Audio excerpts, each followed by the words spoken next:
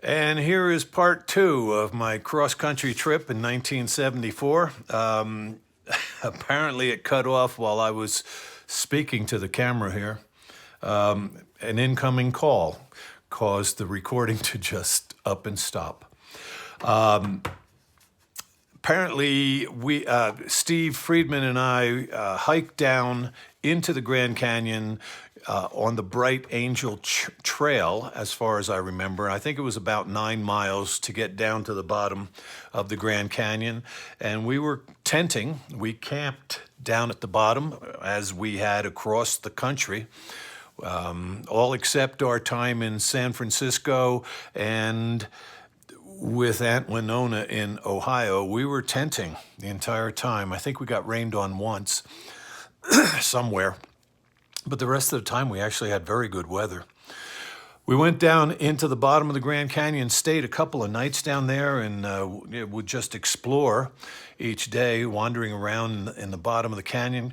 On the way out, we came about halfway up and tented, and I don't remember the name of that trail. It was not the same as going down, but we put up our tent, probably had some dinner, and went out on a point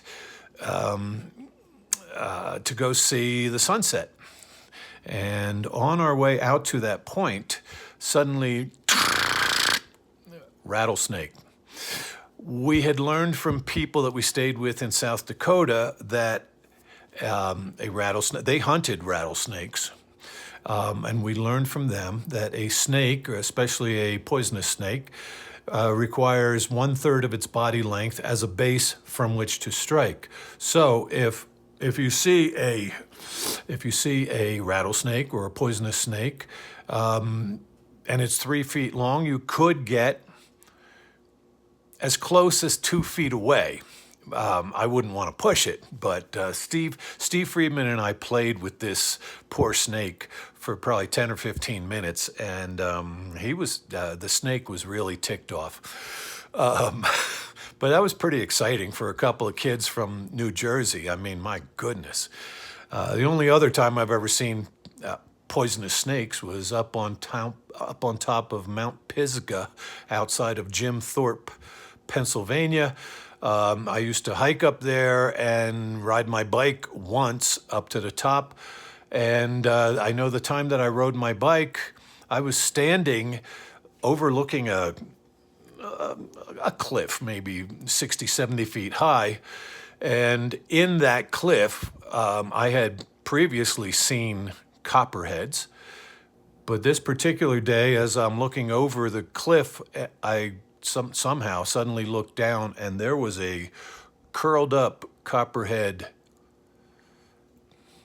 probably 16 inches away from my foot. That's the only other time that I've ever been close. But Mount Pisgah and Jim Thorpe, Pennsylvania were long after my cross-country trip.